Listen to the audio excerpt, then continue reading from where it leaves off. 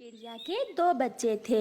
बेटी का नाम गुड़िया और बेटे का नाम कुकू था। वो अपने घर खुशी खुशी रहते थे। मम्मा, आपको भाई से ज्यादा प्यार है या मुझसे? मुझसे। मम्मा मुझसे ज्यादा प्यार करती हैं। मुझे आप दोनों से एक जैसा प्यार है बेटा। मम्मा पापा के लिए सभी बच्चे एक जैसे ही होते हैं। वो सब अपने घर में ऐसे बैठे हुए थे कि उनके घर के दरवाजे पर दस्तक होती है। आइए तोते भैया, आज कैसे आना हुआ? रानो, मैं आपकी माँ वाले जंगल से आया हूँ। आपकी माँ की तबीयत बहुत खराब है। आपकी माँ ने संदेश भेजा है कि आप उसे आकर मिल जाएं। मेरा दिल कल से बहुत उदास था और मेरा ध्यान मेरी माँ की तरफ ही जा रहा था। परंतु तोते भैया, मेरे बच्चे अभी ज्यादा उड़ नहीं सकते। आप मेरे बच्चों को अपने पास रख लें। चिड़िया बहन, मेरी पत्नी तो कल से अपने मैके गई हुई है। मैं अकेला बच्चों को कैसे संभाल सकूंगा? आप इन्हें साथ ही ले जाएं। ऐसा कहते हुए तोता वहाँ से चला जाता है। मम्मा, कौन था? बेटा, आपकी नानो ठीक नहीं है, मुझे वहाँ जाना होगा।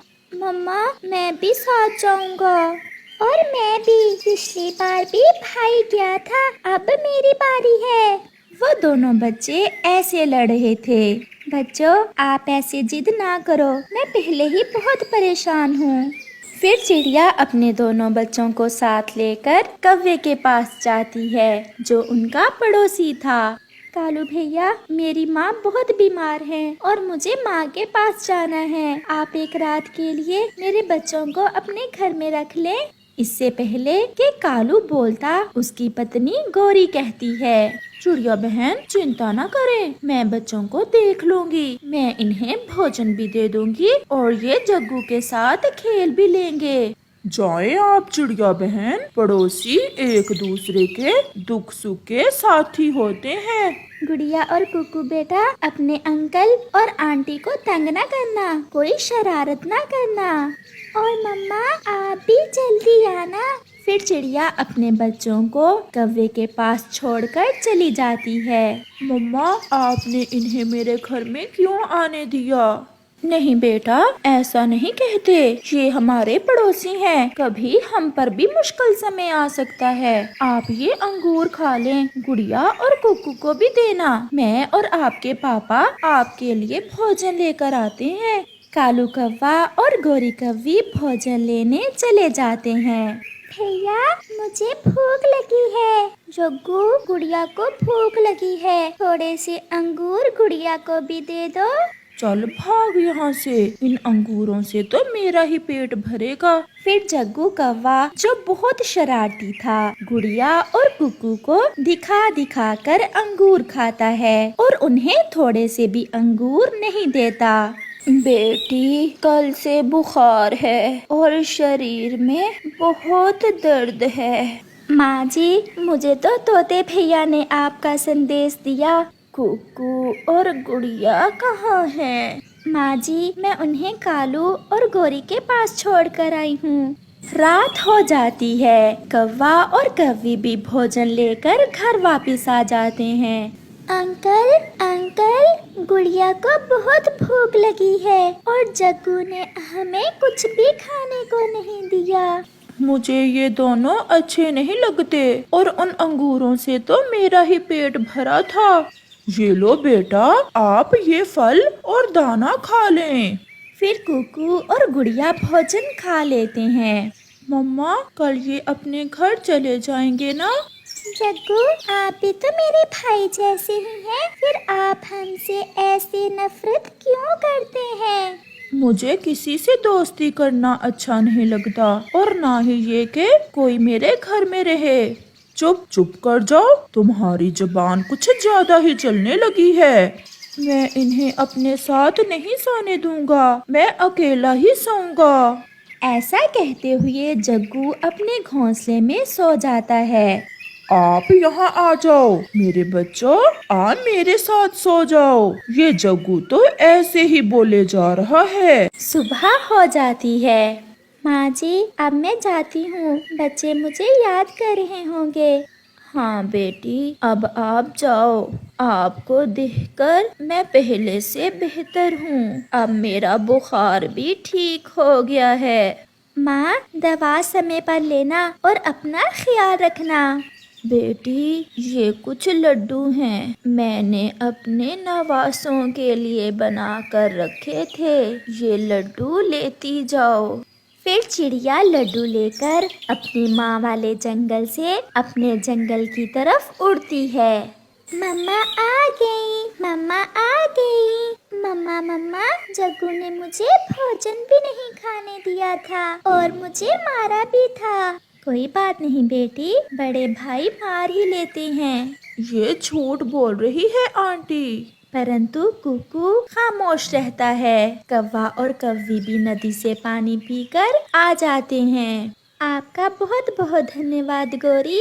इसमें धन्यवाद की क्या बात है? और आप बताएं, माँ जी अब कैसी हैं? माँ जी अब पहले से ठीक हैं। बुखार था, दवा ली है और अब बेहतर हैं। चिड़िया अपने बच्चों को साथ लेकर अपने घर चली जाती है। शाम होने को थी। आसमान पर गहरे बादल छा जाते हैं। बादल जोर से गरजता है और तेज बारिश शुरू हो जाती है। मम्मा, नानो ने लड्डू मेरे लिए भेजे हैं या गुड़िया के लिए? मेरे लिए। नानो ने लड्डू मेरे लिए ही भेजे हैं। आपकी नानो ने ये लड्डू आप दोनों के लिए भेजे हैं। तेज बारिश में गुड़िया और कुकू अपने घर में बैठे अपनी नानों के पंखों से बने हुए लड्डू खा रहे थे।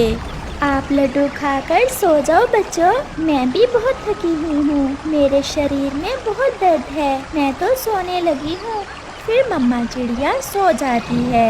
कुकू, ये जग्गू कितना बुरा है, किसी से दोस्ती नहीं करता, सबको मारता है। नहीं गुड़िया, मम्मा कहती है किसी को बुरा नहीं कहते, और जो आपके साथ बुरा करे आप उसके साथ भी अच्छाई करो। वो दोनों बहन भाई ऐसे बातें करते करते सो जाते हैं। आसमान पर बादल जोर से गरजता है और एक तेज बिजली कौवों के घर पर गिरती है, जिससे कौवों के घर को आग लग जाती है और उनका घर टूट जाता है। मम्मा कव्वी और पापा कौवा मर जाते हैं और जग्गू एक बड़ी लकड़ी के नीचे दब जाता है।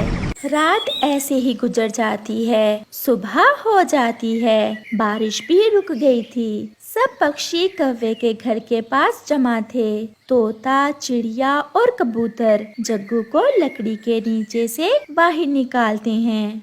मेरे मम्मा पापा मर गए हैं, मैं अकेला रह गया। वो छोटा कौवा ऐसे रो रहा था। चिड़िया बहन, जग्गू अभी छोटा है, आप पड़ोसी हो, ऐसा करें आप जग्गू को अपने साथ अपने घर में ले जाएं। फिर चिड़िया जग्गू को अपने घर ले आती है। गुड़िया और कुकू बेटा, आज से जग्गू हमारे साथ ही रहेगा। इसके मम्मा और पापा रात बारिश में मर गए हैं। जग्गू रो रहा था और गुड़िया और कुकू से डर भी रहा था। जग्गू भाई, बहुत बुरा हुआ जो आपके मम्मा और पापा मर गए। आप डरो मत, हम आपसे वो सब नहीं करेंगे जो आपने हमारे साथ किया था। आज से हम 2 नहीं बल्कि 3 बहन भाई हैं। मुझे माफ कर दो गुड़िया और कुकू, मैंने हमेशा आपसे लड़ाई की। अगर आज आप मुझे अपने घर में ना रखते तो मैं तो मर ही जाता। फिर वो सब इकट्ठे रहते हैं। प्यारे दोस्तों, इस कहानी से हमें सीख मिलती है, हमेशा दूसरों से अच्छाई करो और अपने पड़ोसियों का ख्याल रखो। लाडो चिड़िया अपने मम्मा पापा की बहुत ज्यादा लाडली थी और उनके बेजा लाड प्यार ने लाडो चिड़िया को बहुत बिगाड़ रखा था। कारण ये था कि लाडो अपने माँ बाप की इकलौती संतान थी। अब वो जवान हो गई थी। मम्मा, मैं थोड़ी देर के लिए नदी पर जा रही हूँ। परंतु बेटी, अपने पापा को आ लेने दें, वो घर में रहेंगे और मैं खुद अपनी बेटी के साथ जाऊंगी। नहीं मम्मा, मैं अब बच्ची नहीं रही। कहीं भी जाना हो आप हमेशा मेरे साथ ही रहती हैं। आप अब बच्ची नहीं है, इसीलिए तो मैं कहती हूँ मेरी बेटी, जमाना बहुत खराब है, ऐसे अकेले आपका बाहर घूमना ठीक नहीं है।